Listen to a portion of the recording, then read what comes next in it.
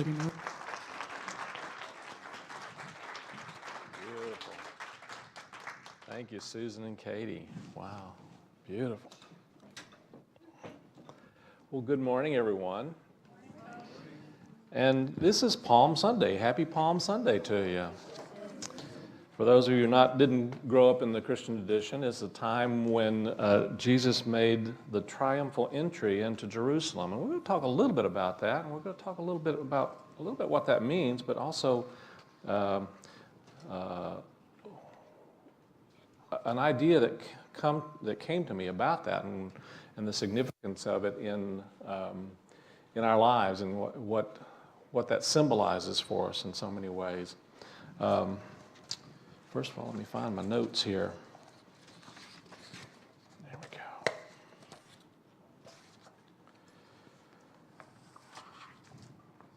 I came across a story about, pardon me, I'm still here. Came across a story about Palm Sunday, and Ben Hayden tells the story. It was a group of 4-year-olds who were gathered in Sunday school class, and the teacher was asking them and said, "How does anyone know what today is?" And the little 4-year-old girl held up a hand and said, "Yes, I do. It's Palm Sunday." And the teacher exclaimed, "That's fantastic. That's wonderful. Now, does anyone know what next Sunday is?" Anybody here know what next Sunday is? It's a little girl raised her hand. "Yes, it's Easter." And she said, "Well, yeah, that's wonderful." And the same little girl responded and said, "Yes, next Sunday is Easter because Jesus rose from the grave and then saw his shadow, and they had 6 more weeks of winter."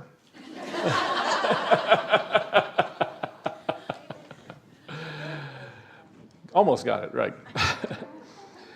I understand, and the lesson that is in the series that we've been doing a series of lessons. And it really, to me, I was thinking about how this fits in with Palm Sunday and also how it fits in with Easter in many ways. And it really does in many ways. And so we've been working with this wonderful book called The Bond, Connecting to the Space Between Us. And there are so many things in here that really speak to the idea, the understanding of our oneness and our connection, how we are all connected and how we are all a part of each other in so many different ways. And the whole story of, to me, the Palm Sunday and the crucifixion, the resurrection, all of this in many ways is really about one spirit. That one spirit that really is ultimately within every one of us. And so there's an idea behind this that she talks about that really helps to bring us into a deeper, richer connection with each other. And it's a word and a term called generosity. And I began to take some time to reflect on and meditate on how generosity and Palm Sunday and Easter are all connected. How does that relate? Well, I came across a story about generosity, and the man said he was in Mexico and in regions in Mexico, and then some of the regions they have hot springs right next to cold springs. And he was talking to one of the men there, and as a result, the women were able to actually go to the springs, and they're washing their clothes in the hot water, and then they're able to take it over to the cold springs and rinse it in the cold water. And he said, "Boy, isn't that great? Mother Nature just really has provided so wonderfully for them." I'm sure that the women who are just really appreciate that they can do that all right here. And he said, "No, they grumble because she doesn't provide soap." Well, generosity, I think, is a spiritual quality that we all have, and there's something about that we need to learn and explore. And I came across this idea that sometimes generosity is not always what it appears to be. There's a story in Miami, Florida, about 6 palm trees that had been vandalized and cut down along Miami's Flagler Street. And due to the expense involved in replacing them, Dade County wasn't sure how soon they were ever going to be able to replace them because, these were 15-foot palm trees.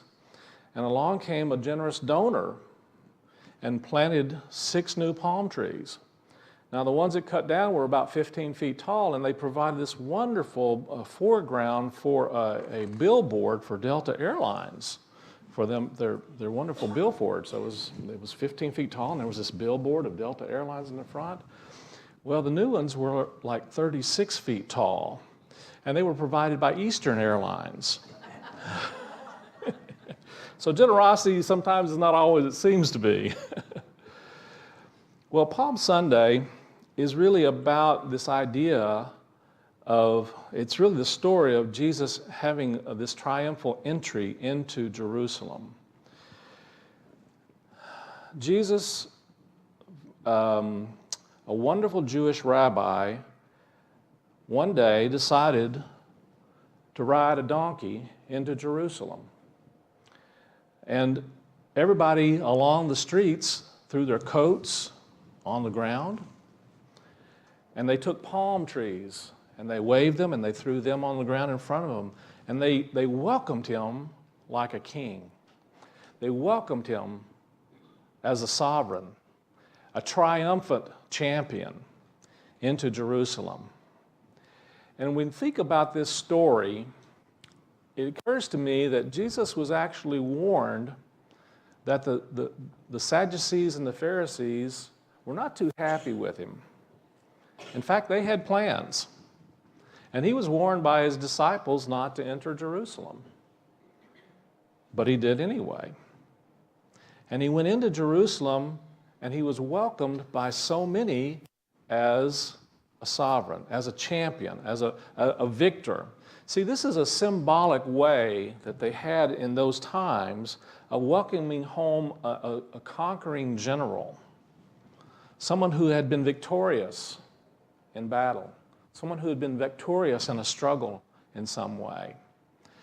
And so when we look at the understanding behind this, we recognize that there is an acknowledgement here of Jesus being a symbol of our divine nature, of the Christ within us. And if we honor and recognize that and honor that understanding that Jesus represents, and all of these characters represent something within our own soul, within our own nature. And so Jesus represents a part of us that is aware of the challenges that are being faced, but is there and overcomes it. And not in, interestingly enough, Jesus didn't come in riding a big shining white horse. He came in riding a donkey.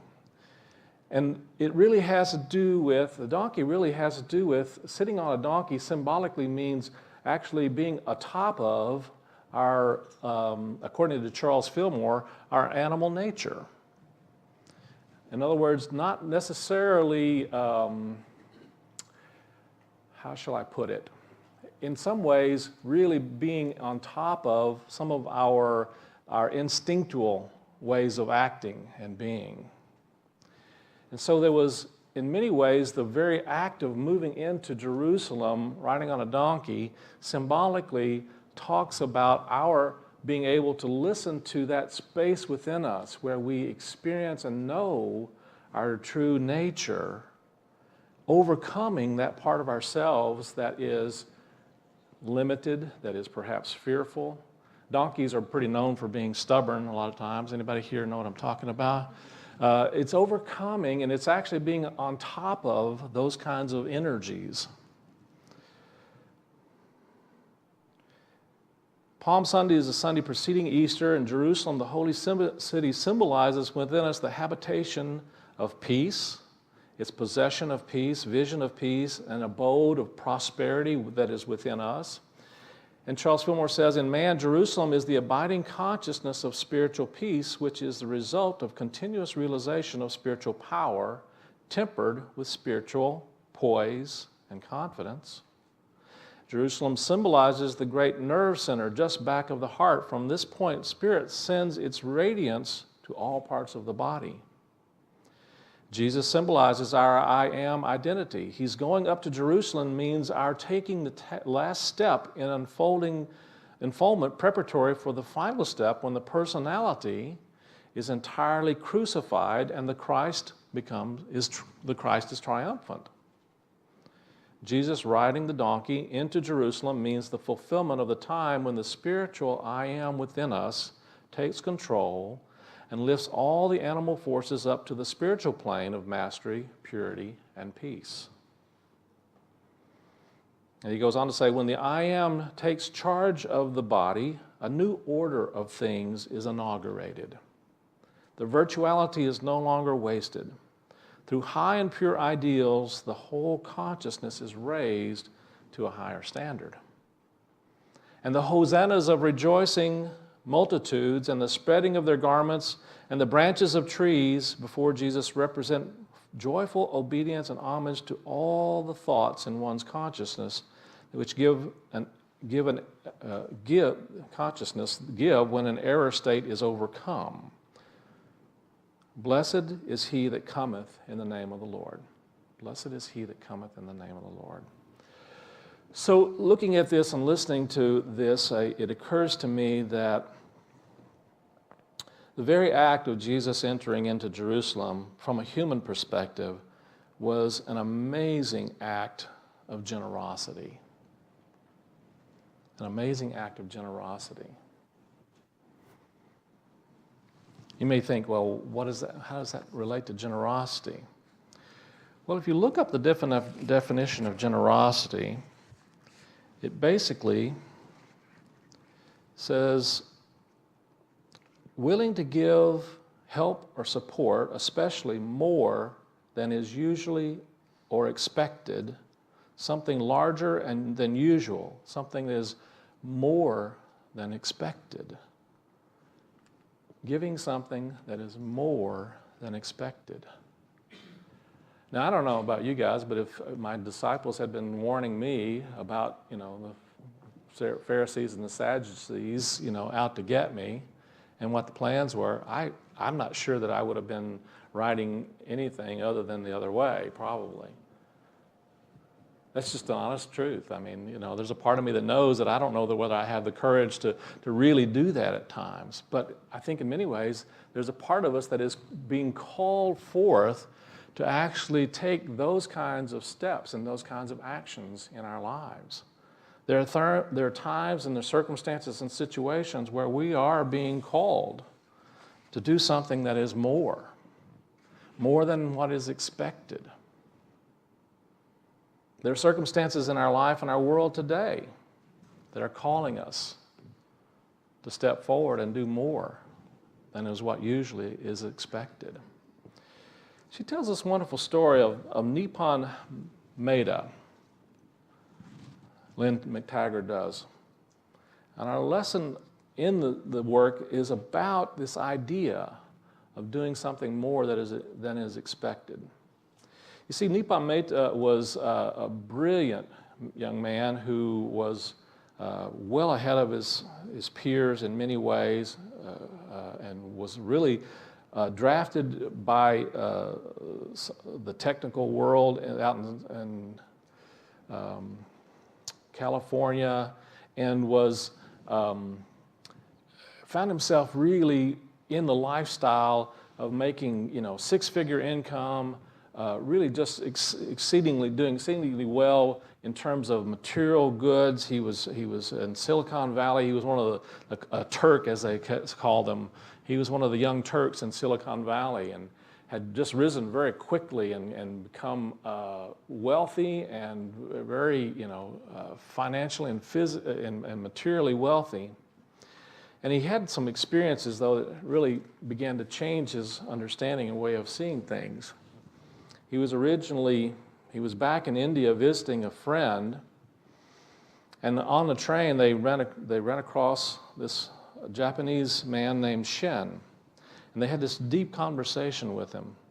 And in the conversation, they discovered that Shen was talking to them and that Shen had cancer and he had a very short time to live. And he also had said that he was also in the tech world and had done extremely well for himself, was very material. But one of the things he said was, I never hoped to be here at this time in my life, that this would be all that I really had to show for my life. And it really struck Nippon Metta. And he thought to himself, I don't want to be 60 years old and have all of this simply be all that I have to show for my life. Well, a few days later, he was actually riding on a motor scooter with his friend, and he was feeling actually kind of nauseous. And they stopped and got off, and he was, expressing his nausea, you might say, to put it politely. And a man came up riding on a bicycle, and the man looked like he was just absolutely destitute. He looked like he was, had nothing that he could give or share. But what he did was from a pouch or something, he pulled out a lemon and cut it in half and gave Nippon the other half of the lemon to help with the nausea. And then he rode on his way. And Nippon thought that was probably the last lemon, the only lemon that the man had. Probably the only food that the man had. And it had a very transforming effect on his ideas and his awareness and his understanding about what he was here about and what he was here to do.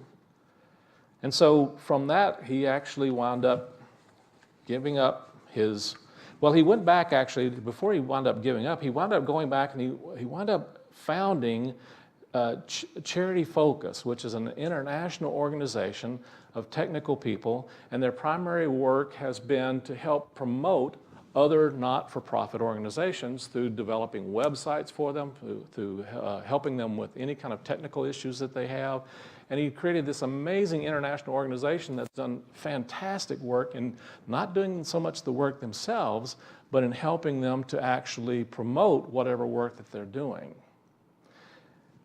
And it's been a fantastically successful not-for-profit organization that has spread throughout the world and has been adopted by and really supported by all of the major technical entities and such. And so he really began to see that a lot of his work was about not necessarily what he was here to gain, but what he was here to give. So think about this for a moment. The word generosity really does imply that we are here to do something more than what we even expected perhaps from ourselves. We're here to basically share something in our lives that is beyond our own limited understanding of what we're here to do.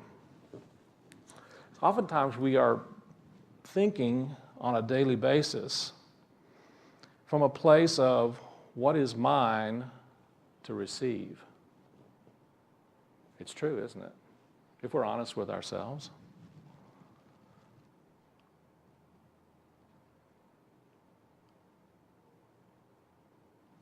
Have you asked yourself that question recently? We have in some way, haven't we? Whether we're doing it consciously or unconsciously, we oftentimes are asking ourselves, what's in this for me? Now, don't get me wrong, I'm talking to a group of people that are some of the most magnificently generous people that I have ever known and met in my life. So don't hear that I'm in any way complaining. But there is a part of our energy and our consciousness that oftentimes is caught up in that thought and that idea, what is in it for me? And I'm always appreciative of Eric Butterworth's shift on this when he says, instead of asking what's in this for me, we need to be asking ourselves, what is in this from me? So whatever we're dealing with, whatever's going on in our life, there's a difference in the understanding and a recognition that whatever is going on, there's something within us that is there to be brought forth, to be brought out.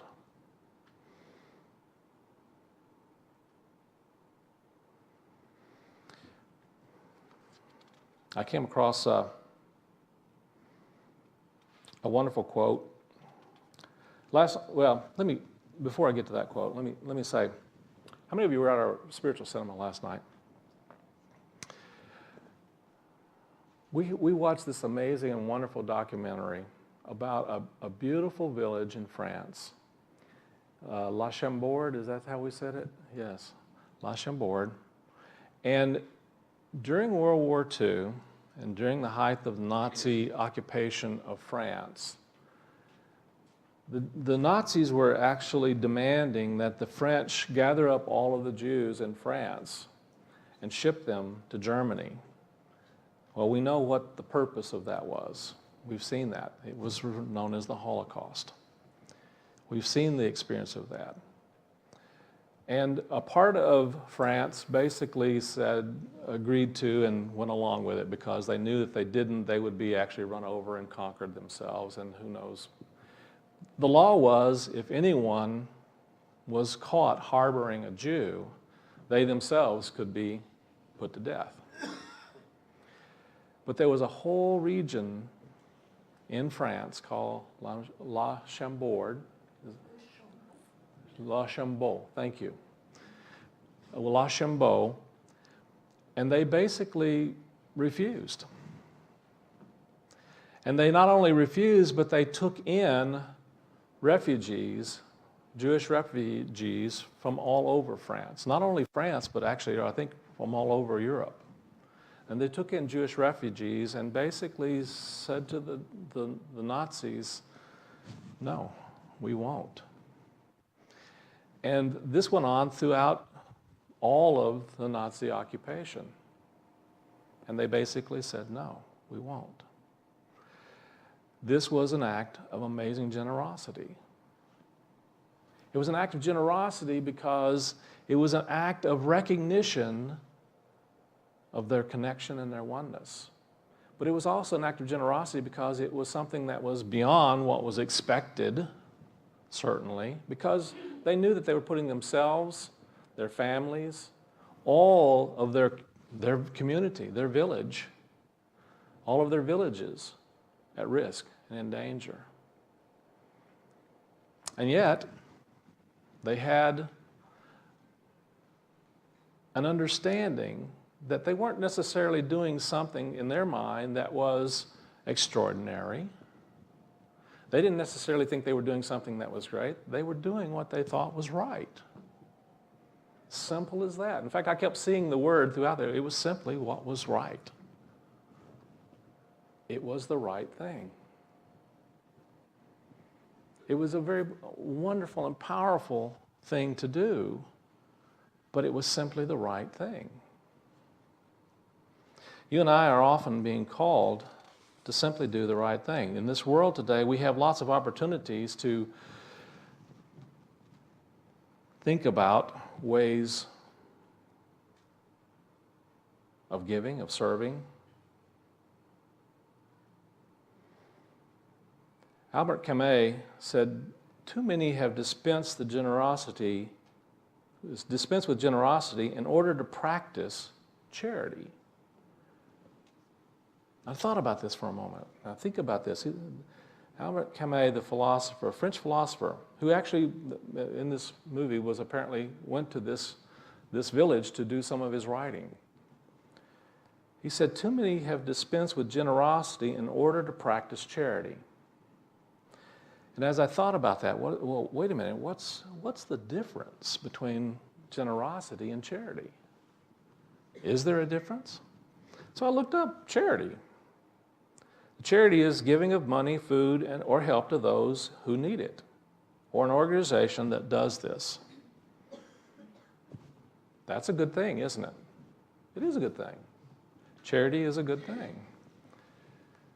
But generosity is actually something that is beyond even charity, if you think about it. Willing to give help and support, especially more than is usual or expected, or larger than usual or expected. See, generosity is an energy of absolute abundance. Generosity is something that actually, when we hold that energy of generosity, we are actually in the process of generating even more. In the very act of being generous, we are actually in the process of creating and helping to manifest the amazing abundance that's available to us in life and in the world.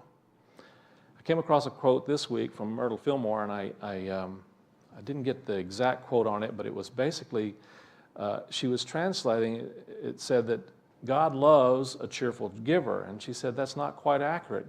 The word cheerful actually translated really means joyful. God loves a joyful giver. And to me, that really speaks to the energy that's involved in the giving that we're participating in. And the energy is just as important, if maybe, I think maybe more important in some way than the very act itself. Because the energy that we generate, our universe responds to us not only with our thoughts, but it responds to our thoughts and feelings.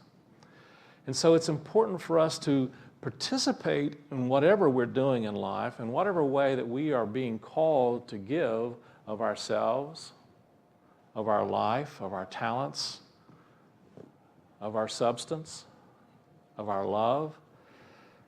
If we do that with an energy of joy, we are actually helping to participate in creating more, not only for ourselves, but for those around us. It creates a multiple ripple effect.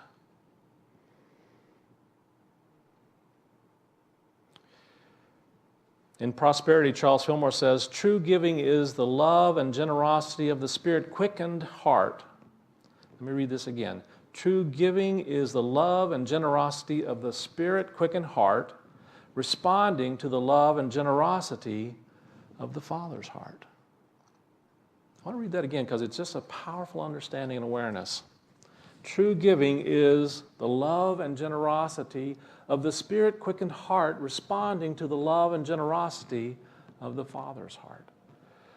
He's referring to this understanding that the universe itself is an energy of generosity. And if we are not participating in that energy of generosity, we're shutting ourselves off from our very own source of good. Just by simply not playing the game. Not playing the game of generosity starves us. It cuts us off. It dwindles our energy flow. It dwindles the life flow. It dwindles the life energy. And so whatever we are participating in, whatever we're doing, we want to do it from a generous heart. We want to do it from a place of going beyond. We want to do it from a place of upliftment and joy and possibility. In that very energy, we are actually helping to generate even more of the experiences of the presence of that one source, that one power, that generous energy that God is. We're allowing that to flow through us, and we're participating in a way that allows the universe to use us in ways that we had not perhaps even dreamed possible or imaginable. I have a strong feeling that the people in Shambo were not just sitting around waiting and said, I wonder when the Jews are going to come so we can help them. I don't think they were sitting around waiting for that, do you? But when they showed up, because they had that spirit within their hearts, it was simply a natural act. Regardless of the possible consequences, regardless of the circumstances, it was just the right thing to do. You and I are given opportunities, I think, on a daily basis to really look at how we are showing up, how we're showing up in our lives, how we're showing up in the world, how we are participating in life, and the energy that we hold in whatever we're doing is really the underlying power behind whatever we're doing, isn't it? God loves a joyful giver, a joyful giver. One of the things that Maida did was he did an experiment, and he had a particular Indian restaurant, and he asked them to be able to use their restaurant for this experiment, and they did this for a period of time, and I think it went on for quite a while. It was a place called Karma Cafe, and what they decided was they were going to pay the cooks and the staff, and they were going to pay for all of the supplies and everything, but they weren't going to charge the customers. They were not going to charge them anything. They basically invited them to give whatever they felt like they wanted to give. And they gave them out these wonderful smile cards that basically said, if you appreciate what you've experienced, please pay it forward. And what they discovered is that they actually always had more coming in than they needed to be able to run the operation for, and it just kept going. And people were just donating whatever they felt like they wanted to give that day. And if they didn't have anything to give that day, they didn't give that day. And yet they were all being fed. And my understanding is this is still going on today. You see, one of the things that happens when we tune into the energy of generosity, do you know what's contagious? The very act of holding that energy of generosity and doing something and giving something in some way from a place of generous energy, from a generosity consciousness, in the very act of doing that, we are actually helping others to tune into that same energy. And what the studies have shown, and what she showed numerous opportunities and numerous experiments that were done, that the moment that someone began to do something in that way, others began to follow suit. Others began to shift their thinking and see things differently. Others began to share differently. Others began to do things that were from a more generous place in their lives. You see, the energy of generosity, it's like a bug. When you get involved with people and experiences that really are holding that energy, you're going to find that you are participating in that whether you realize it or not. You're going to find ways that you are going to share from your own awareness and your own resources, your own experiences, and you're going to get caught up. You're going to get caught up in it. Albert Schweitzer said, it's not enough merely to exist. It's not enough to say, I'm earning enough to support my family. I do my work well. I'm a good father, husband, churchgoer. That's all very well. But you must do something more. Seek always to do some good somewhere. Every man has to seek his own way to realize his true worth. You must give some time to your fellow men. Even if it's a little thing, do something for those who need help, something for which you get no pay but the privilege of doing it. For remember, we don't live in a world all your own. Your brothers are here also. There was a story about a young boy went to the mom and said, Mom, what are we here for? And the mom said, well, I think we're here to help others. And he kind of thought about that for a second, scratched his head and said, well, what are others here for? We're all here basically to help. And if we're not here to help, we're not really fulfilling our divine possibilities. If we're not here to really serve and to give of ourselves in some way, we're limiting our life. We're basically holding ourselves back from truly knowing and understanding the truth of who and what we are. You see, I really do feel that Jesus had a mission. And the mission wasn't to save humanity. I know that's going to surprise some of you. I really don't think that was what he was here to do. What I think he was here to do was reveal humanity. I don't think he was here to try and save us from all of our problems and challenges and difficulties in life. I think he was here to reveal to us who we truly are. Studies show that our true nature, there's a philosophy, there's a couple different philosophies that they seem to be counter to each other. One of the philosophies says that humankind is basically selfish. And yes, we do have that within us. We must admit that. We do have that selfishness within us. And it's valuable to just simply acknowledge that. But what if that's not who we really are? I believe that we are here to demonstrate that that's not who we truly are. I believe that our true nature is generosity.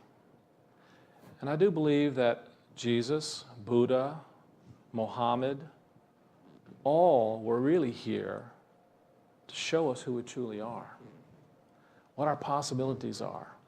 I believe Mother Teresa came to teach us who we truly are. Anytime we have an understanding that there's something more for us to give, I believe that is our inner Christ self knocking at the door of our consciousness saying, not only is there more for you, but you will experience that more when you found that way for you to express and give more of who you are. That is our work, I believe. I believe we're here to really challenge ourselves to expand our possibilities in life, to expand all that we have come here to share, all that we have come here to participate in, all that we've come here to learn from and to grow from. And that true giving truly is the generosity of spirit quickened in our hearts, as Charles Fillmore said. So I want to close today with a story that really touched me and spoke to me. This idea of generosity is not about necessarily grandiosity. You know, the Course in Miracles talks about the difference between our grandeur and our grandiosity. You see, grandiosity is of the ego. It means that I am bigger, better, greater, more than something or someone. That's grandiosity. But grandeur is simply the radiant light of spirit expressing through us. And when we allow that radiant light of spirit to express through us, the grandeur that we are is so bright and so significant that it absolutely transforms not only us, but it transforms those around us. There's a pastor who told a story. He was an inner city pastor in New York City, and his mission field was in a very violent place in New York City. It says he himself was stabbed twice as he ministered to the people of the community surrounding the church where he served. And once a Puerto Rican woman became involved in his church and was led into spirit and really took on an awareness of spirit and Christ. And after her conversation, she came to the pastor and said, I want to do something to help the church's ministry. And he asked her what her talents were. What was it that she felt like she could give? And she didn't think she had anything. She couldn't think of anything that she could give. She couldn't even speak English. But she did love children. And so he put her on one of the church's buses that went into the neighborhoods and transported kids back and forth to the church. And every week she performed her duties, and she would find the worst looking kid on the bus and put him or her on her lap, and the whole trip she would whisper some of the only English words that she knew. And the words were, I love you, and God loves you. I love you, and God loves you. This went on for several months. And several months she would take the child that seemed like it needed it the most and just hold him on her lap and just simply say those words, I love you, and God loves you. And she became actually rather attached to one little boy in particular, and the boy didn't speak, never said anything. But he came to Sunday school every week, and she would sit him on her lap and say to the little boy, I love you, and God loves you. And one day, to her amazement, the little boy turned around as he was leaving and stammered, I love you too. And then he put his arms around her and gave her a big hug. He says that was 2:30 in the afternoon. And they discovered that by 6:30 in the afternoon, this young boy had been beaten to death by his mother.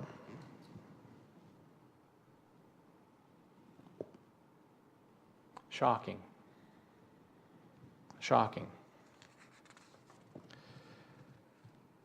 But it's probable that some of the last words that this young boy heard and the last words that this young boy said were, "I love you." There may be times when you and I are in situations just like that and don't even know it. But that's why we are being called always and in all ways to be generous. Because we don't know what effect that might have, and we don't know if what our generosity, our sharing, our giving, what impact it may have on the life of someone, on each other, on those that we don't even know perhaps. We have a powerful, powerful opportunity to be the change we wish to see in the world, don't we? Well, that's kind of the lesson I've been working with this week and learning from, and thank you for letting me share it with you. Let's have a song and then move into our meditation time. I am here to give and receive love, love. I am here to give and receive love.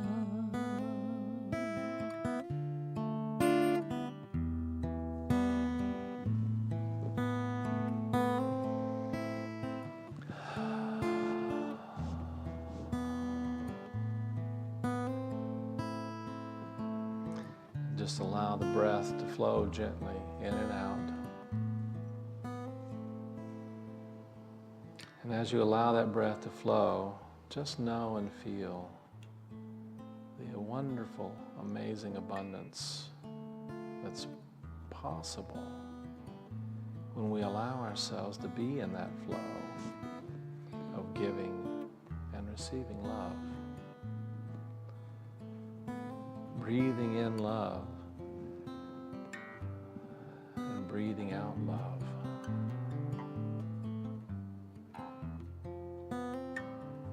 Bring into your awareness all of those in your life and your world that you love, and feel and see the energy of love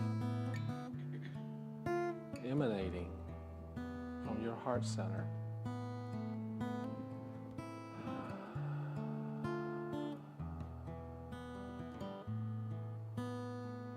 And know that that love doesn't necessarily come from you, but it's actually coming through you.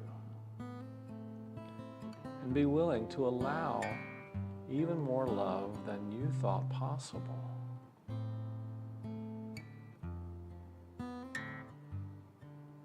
Even more love than you feel is humanly possible.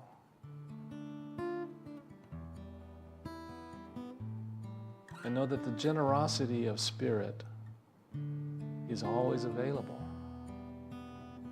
to be, to express, to move through you in ways that perhaps you have not seen before or understood before, and not planned perhaps.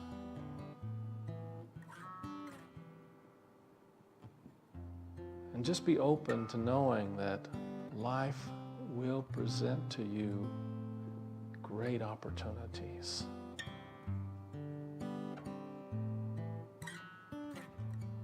For giving and receiving love.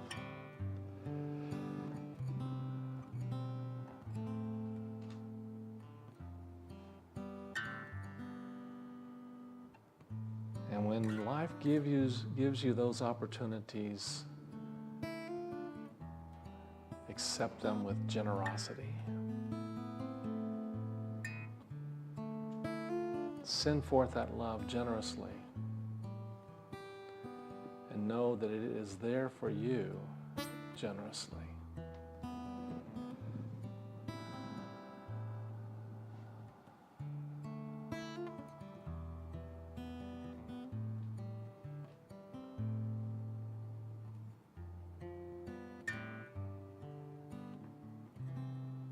bring into your awareness those that you perhaps have had challenges loving.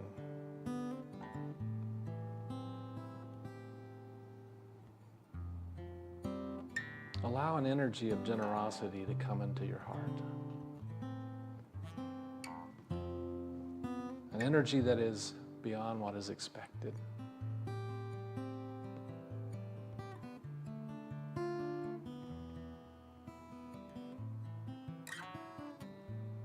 And give thanks.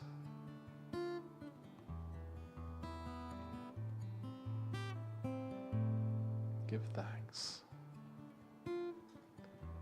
Take now a nice deep breath, a generous breath, and breathe out generously, knowing that you always have this possibility and potential for being a blessing and being blessed. And so it is.